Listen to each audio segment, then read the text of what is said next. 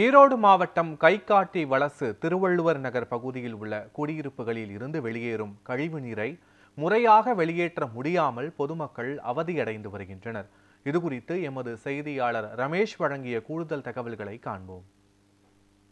இந்த பால்ல நிறைய அடிப்படை வசதி செஞ்சு கொடுத்துருக்காங்க.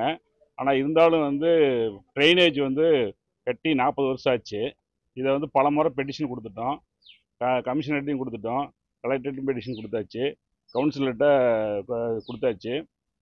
இந்த டிச்சை பராமரிப்பு பண்ணி புதுசாக கட்டி கொடுக்க சொல்லி கேட்குறோம். 1வது வீதியில் காங்கிரீட் ரோடு போட சொல்லி பல முறை சொல்லியிருக்கிறோம். மெயின் ரோடுக்கிட்ட டிச்சு சுத்தமாக இல்லை. அங்கே தண்ணி தேங்கி விஷப்பூச்சிகள், இப்போ மழை காலங்கிறதுனால தண்ணி பூரா வீட்டுக்குள்ளே வருது. பாம்பு, பூரான், பள்ளி, பூச்சி இந்த மாதிரிலாம் வருது.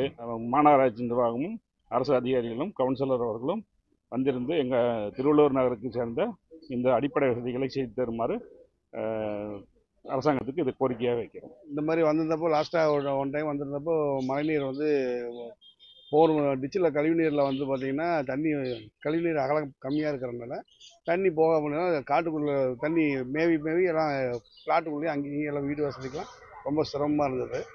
நான் பார்த்தோன்னே எனக்கே ரொம்ப சங்கடமாக இருந்தது. விசாரித்ததில் டிச்சு பிரச்சனைனால அப்படி வைக்கிறதுன்னு சொல்கிறாங்க.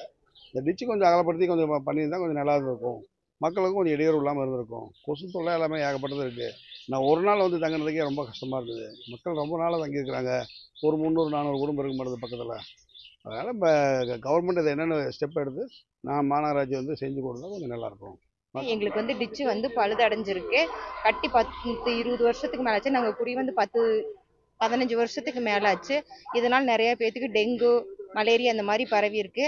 என் பொண்ணுக்கே டெங்கு வந்திருக்கு.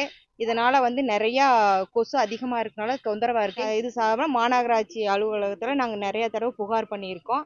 இன்னும் எந்த ஒரு நடவடிக்கை எடுக்கலை. எங்களுக்கு சீக்கிரம் ஒரு நடவடிக்கை எடுத்து கொடுத்தா நல்லா இருக்கும். நாங்கள் இங்கே 9 வருஷம் ஆகுது. மழை பெஞ்சிச்சுன்னா டிச்சி தண்ணியெல்லாம் ஃபுல்லாக வலிஞ்சிட்டே இருக்கு. அது வலிகிறதுனால நிறைய கொசுவெல்லாம் பரவுது. எங்கள் பில்டிங்லேயே 10 குழந்தைங்க பக்கம் இருக்கிறாங்க. 2 பேர்த்துக்கு டெங்கு ஆல்ரெடி வந்திருக்கு. அதனால மாநகராட்சியிலேருந்து கூட வீட்டுக்கெல்லாம் கொசு மருந்து அடிச்சுட்டு தான் போனாங்க. அதை பற்றி நாங்களும் நிறைய தடவை இன்ஃபார்ம் பண்ணியிருக்கோம்.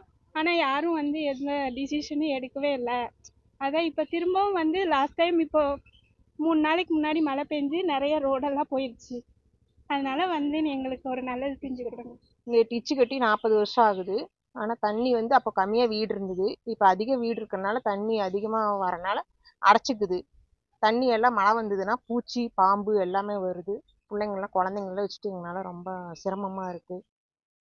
ஈரோடு மாநகராட்சிக்கு உட்பட்ட 3வது மண்டலம் பகுதியில் உள்ள 10வது வார்டு திருவள்ளூர் நகர் பகுதியில் சுமார் 200க்கும் மேற்பட்ட குடியிருப்புகள் உள்ள இந்த பகுதியில் கடந்த 40 ஆண்டுகளுக்கு முன்பு கட்டப்பட்ட சாக்கடைகள் தற்போது முற்றிலும் சேதமடைந்து குறுகிய சாக்கடைகளாக இருப்பதால் அங்கிருந்து வெளியேற்றப்படும் கழிவு நீர்கள் அவ்வப்போது மேவேர் கால்வாயை மீறி சாலைகளில் சூழ்ந்து காணப்படும் காட்சிகள் தற்போது காணப்படுகிறது. இதனால் இச்சாலைகளை விரிவாக்கம் செய்து அல்லது புனரமைத்தோ மீண்டும் புதிய கால்வாய் அமைத்தோ தர வேண்டும் என்பது இப்பகுதியின் கோரிக்கையாக உள்ளது. நியூஸ் 7 செய்திகளுக்காக ஈரோட்டிலிருந்து ரமேஷ்.